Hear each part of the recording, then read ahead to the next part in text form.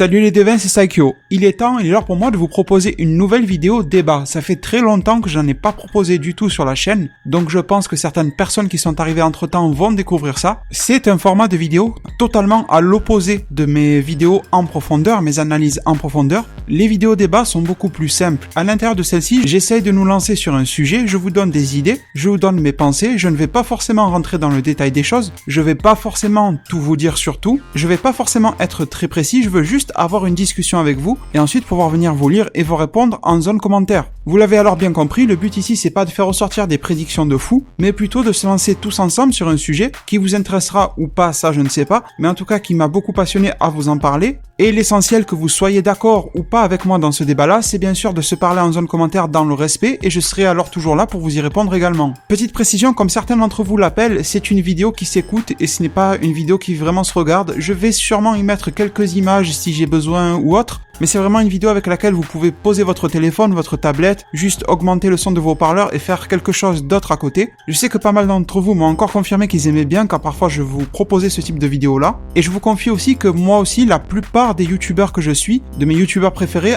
eh bien en fait je les suis en les écoutant. Je fais autre chose à côté, je pose le téléphone et tout ça. Sauf si bien sûr la vidéo est un peu trop technique et qu'il y a besoin des visuels, mais bon. Maintenant on va passer ensemble directement au sujet de cette vidéo débat, à savoir est-ce que la forme potentiel éveillé comme les mystique, comme c'est appelé aux USA, cette forme de Ultimate Gohan, Gohan Ultime, est-ce qu'elle est une sorte de prémisse, une sorte, comment dire, d'introduction au ki divin? Est-ce que c'est une sorte de forme intermédiaire à l'apprentissage et à l'obtention du ki divin? Pas forcément un ki semi-divin, mais quelque chose comme une étape qui pourrait permettre d'obtenir le ki divin. Et pour ça, je vais diviser ce débat avec vous en 3 aspects qui me semblent assez intéressants à noter. Le premier, ce sera la méthode d'apprentissage de cette forme potentielle éveillée. Le deuxième aspect, eh bien, ce sera l'aspect justement visuel de Gohan, à quoi il ressemble quand il utilise cette forme-là, ou du moins quand il est dans cette forme-là. Le troisième aspect de cette vidéo sera les capacités au combat de Gohan quand il utilise cette forme, et je garde pour la fin toute la partie concernant l'aspect et l'avenir en fait de Dragon Ball Super, et donc en incluant les spoilers. Comme ça, si vous n'aimez pas les spoilers, vous pouvez quand même suivre cette vidéo débat jusqu'à quasiment la fin, et je vous préviendrai à partir du moment dans lequel je vais vous donner quelques petits spoilers concernant justement les évolutions de Gohan et tout ça, et je ferai justement des liens entre cette possibilité de ki divin de Gohan forme ultime et l'avenir de la série. Bon, maintenant que tout est dit, je vais entrer dans le vif du sujet en reprenant donc sur le premier aspect qui est l'apprentissage. Comment Gohan a développé cette forme-là? Eh bien déjà, si Gohan a pu révéler cette forme-là, ou si cette forme-là a pu être révélée par le doyen des Kaioshin, c'est tout simplement parce que Gohan bénéficie d'un potentiel énorme. On pourrait même supposer le potentiel le plus élevé de tous les Saiyans confondus, même en incluant Mirai Trunks, mais ça c'est un autre sujet de discussion.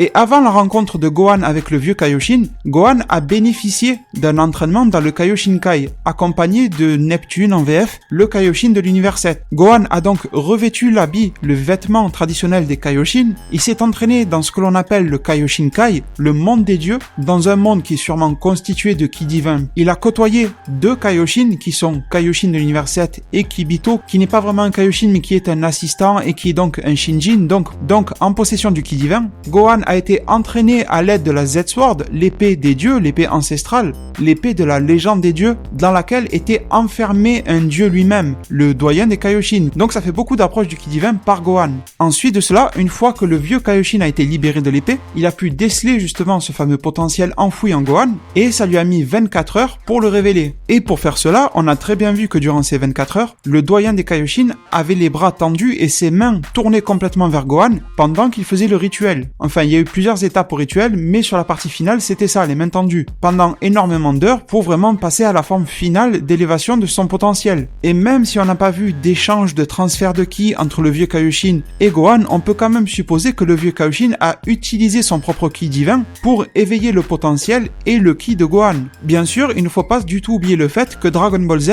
et le manga Dragon Ball, l'arc Buu dans Dragon Ball, c'était il y a environ 30 ans en arrière, et que toute cette histoire de ki divin n'était pas prévue du tout. Voilà aussi pourquoi un défaut une sorte de contre-argument à ce que je vous dis, c'est tout simplement que quand Gohan se rend sur Terre, eh bien Piccolo, tout le monde arrive à sentir son ki, comme s'il bénéficiait d'un ki classique traditionnel. Mais ça, ce contre-argument, ne vous inquiétez pas, je vais le traiter en toute fin de vidéo. Ne vous inquiétez pas, j'ai quelque chose à vous dire et qui est plus lié avec le quatrième aspect en fait. Mais là maintenant, durant ce débat, j'aimerais, si vous me le permettez, vous emporter sur un autre sujet qui est lié, vous allez voir. En fait, c'est la création et l'éveil d'un Akaishin. Oui, les dieux de la destruction. Vous allez me dire, Saikyo, t'es fou, pourquoi tu nous parles de Gohan en forme mystique, de Akaishin, tu dis n'importe quoi. Je vous en prie, écoutez-moi, vous allez comprendre là où je veux en venir. Je pars tout simplement du principe, et ça, je vous en ai déjà parlé en live sur la chaîne, et je crois même dans une vidéo ou deux, il y a quelque temps, que pour moi, la plupart, et j'insiste bien sur le mot, la plupart des Akaishin, des dieux de la destruction actuels que l'on a vu, les 12, sont des mortels à la base. Ils ne sont pas forcément tous nés comme étant des dieux.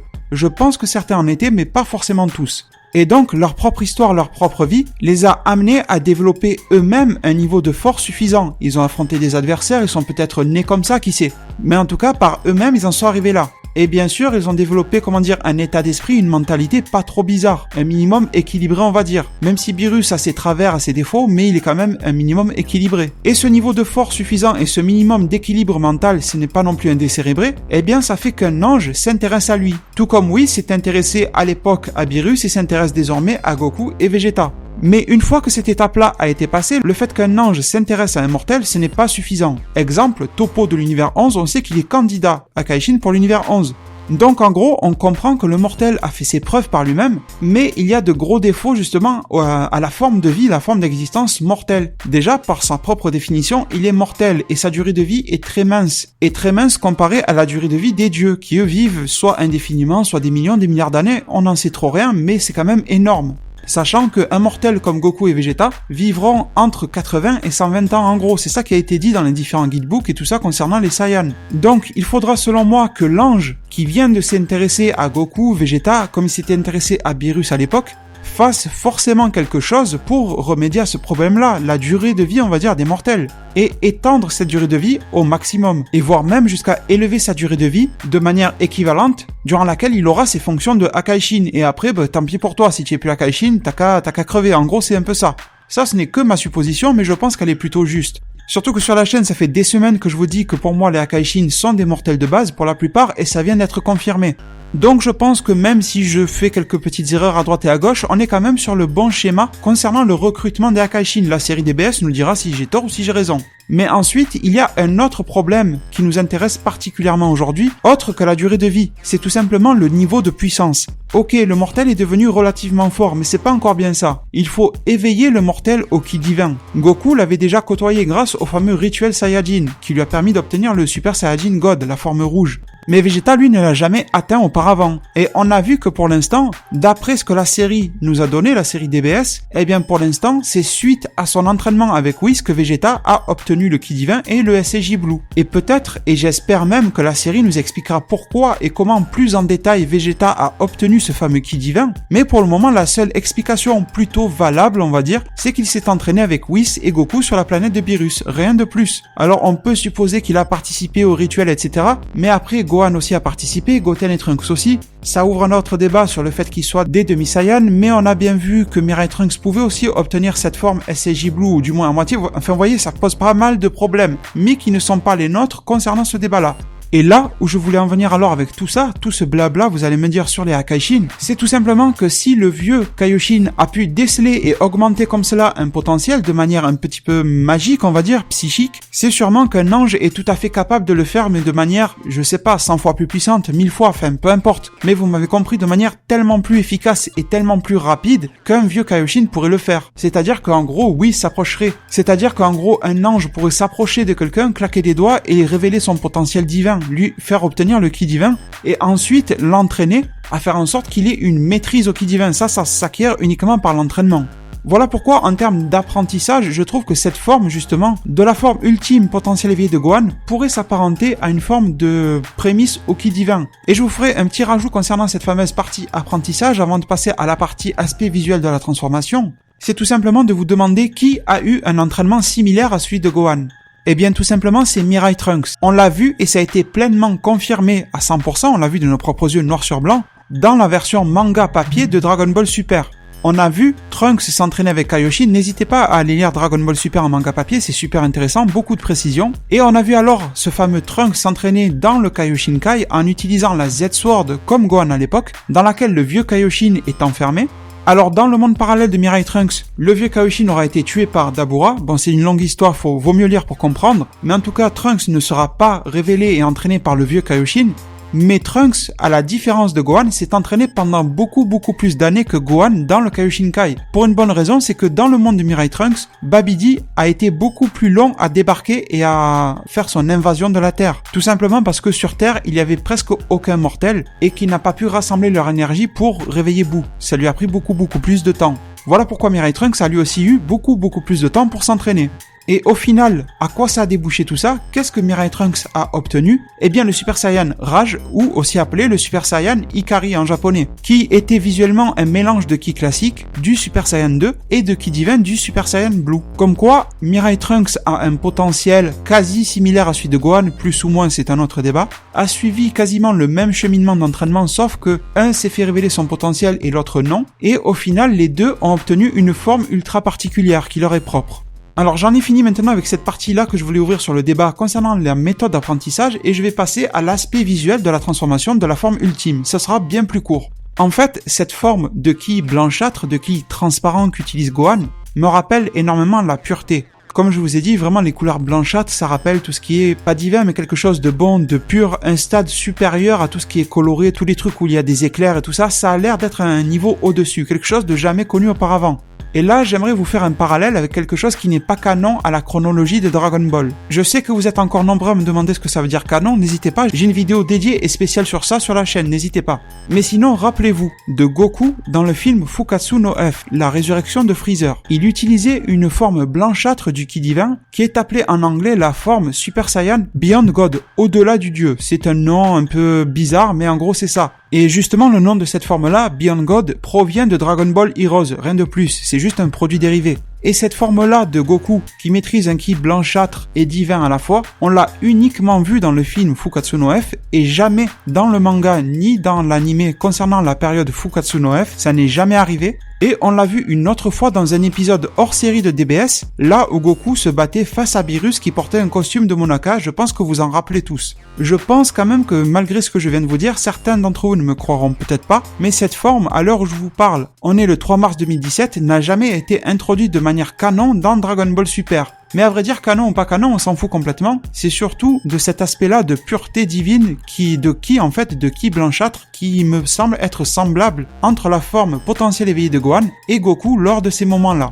Maintenant, je vais passer à l'avant-dernière partie de ce débat-là, concernant les capacités de Gohan au combat. Cette partie-là aussi sera très courte. En fait, quand Gohan obtient et voit son potentiel être réveillé, il a tout simplement l'air d'être très serein, d'être très confiant, très sûr de lui. Un peu comme un Saiyan qui vient de découvrir ou qui vient de s'éveiller au ki divin, qui a totalement confiance en ses capacités. On sent que sous cette forme-là, de potentiel éveillé, ultime, Gohan prend complètement conscience de sa force et qu'il semble avoir une bien meilleure maîtrise de ses réflexes, de ses mouvements, et ce n'est pas juste un boost de puissance et de vitesse. C'est aussi, une meilleure harmonie en fait entre le corps et l'esprit de Gohan. Ça n'a jamais été dit, c'est simplement ma propre déduction, mais en tout cas je l'ai vraiment perçu comme cela. Et bien sûr le but d'un débat c'est de vous partager mes perceptions des choses. Et en fait Gohan, sans avoir besoin de passer par des transformations remplies d'éclairs, de cheveux qui poussent et tout ça, arrive à maîtriser parfaitement son corps, tout comme un Saiyan qui vient de maîtriser ses aptitudes au ki divin, et en ayant une tellement bien meilleure précision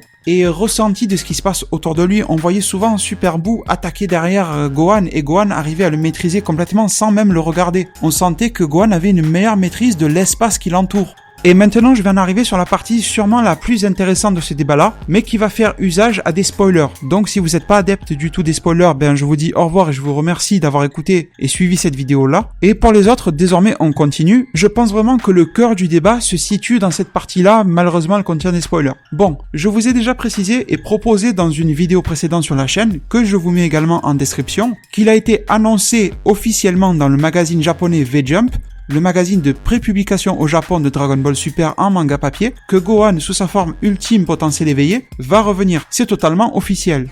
Et on a même les visuels qui vont avec. Et en plus, ça correspond parfaitement avec le nouvel opening dans lequel on voit un Gohan en train de méditer, puis s'éveiller sous une forme similaire au mystique ou à la forme ultime. Et donc moi je me pose une question qui va peut-être vous paraître bête, mais je pense qu'elle est utile de se la poser en fait. Tout simplement, pourquoi est-ce que les auteurs, à la fois Toriyama, Toyotaro, la Toei Animation, peu importe, sont en train de remettre la forme mystique, la forme ultime de Gohan dans Dragon Ball Super ? Alors que pourtant, on a très bien compris que DBS a pour but principal de focaliser, de se concentrer sur tout l'aspect divin, sur les dieux, les combats des dieux, il y a des ki divins partout. Et alors si on suit ce schéma-là de progression par le biais de ki divins et tout ça, pourquoi ne pas suivre la même chose, ne pas appliquer la même chose pour Gohan? Et par exemple le faire power-up en lui donnant du SSJ Blue ou du SSJ God par un rituel ou quelque chose comme ça. Eh bien, moi je vous dirais pour une simple et bonne raison, c'est parce que la forme mystique, c'est quelque chose de très vendeur, c'est quelque chose qui est synonyme du retour de Gohan bien sûr, quelque chose qui est adoré par les fans partout en fait. On sait que les fans américains, européens et japonais n'ont pas forcément les mêmes attentes, mais concernant Gohan, on est tous d'accord. Eh bien, tout simplement, je vous dirais pourquoi ne pas exploiter ce côté potentiel éveillé et le rendre au goût du jour, avec une évolution de cette forme mystique, avec, ça c'est un pur exemple, un Whis qui rencontrerait Gohan et qui le verrait sous sa forme potentielle éveillée, et constater et dire à haute voix par exemple que ça ce n'est qu'un prémisse et que ce n'est qu'un début au ki divin. Whis lui-même constaterait de ça, voire même pourquoi pas avoir un échange de dialogue intéressant entre le vieux Kaioshin et Whis, en ayant par exemple un Whis qui dirait « Ah, je comprends pourquoi ta forme est encore une sorte d'hybride, c'est le vieux Kaioshin qui t'a fait ça, mais moi si je t'entraîne et si je t'éveille, je suis un ange et je pourrais développer parfaitement cette force-là et ce potentiel que tu maîtrises à son maximum. » et lui donner sa vraie qualité divine qu'il mérite en quelque sorte. Donc, le fait de redonner cette forme potentielle éveillée à Gohan, aujourd'hui à l'heure actuelle en 2017 dans Dragon Ball Super alors que tout le monde a des formes God, Blue et tout ça, ça aurait pour intérêt de lui donner une nouvelle forme d'évolution de la forme mystique, sur par exemple une forme mystique divine, un potentiel éveillé niveau 2, peu importe, un potentiel divin éveillé, ça pourrait être ça le nom, mode potentiel divin éveillé, mais bien sûr totalement différent du SSJ Blue pour s'en démarquer et pour lui donner quelque chose d'original, voire même super différent des fanarts que l'on voit concernant le SSJ White. Vraiment, ça ne serait pas une forme de transformation Saiyan, mais une forme d'évolution accordée par les dieux. Et ça fait d'ailleurs le lien avec ce que je vous disais tout à l'heure concernant les anges qui seraient capables d'éveiller le potentiel de leur Akaishin. Et que ce même processus-là pourrait s'appliquer à Gohan et il en a déjà reçu quelques fragments grâce à sa forme mystique potentiel éveillé. Avec bien sûr le power-up qui va avec un Gohan surboosté dans tous les sens et tout ça. En fait, s'ils remettent la forme potentielle éveillée sans aller plus loin, à vrai dire je ne comprendrai jamais vraiment pourquoi. Après ça, Gohan deviendrait quoi? On l'oublierait encore? Il stagnerait à ce niveau? Ça serait vraiment un peu bizarre. En tout cas, les devins, n'hésitez pas vraiment, c'est le but de cette vidéo-là, de venir partager en commentaire vos avis. C'est vraiment le but d'un débat. Que vous soyez d'accord ou pas, je viendrai vous lire et vous répondre dans un commentaire du moment où c'est fait dans le respect, il n'y a aucun souci, soyez-en assurés et rassurés. Je vais alors vous remercier énormément de m'avoir écouté durant cette vidéo-là. Dites-moi si ce format débat que je n'avais pas refait sur la chaîne depuis un petit moment peut vous plaire de temps en temps, ça permet de se détendre un petit peu plus. Et désormais, je vais me permettre de vous laisser sur ces mots. Prenez soin de votre futur, le meilleur moyen d'y arriver c'est de vous abonner à ma chaîne, de la partager, la liker et la commenter un maximum de fois pour que notre communauté puisse se développer le plus possible sur YouTube. Merci et à plus pour de prochains arts divinatoires.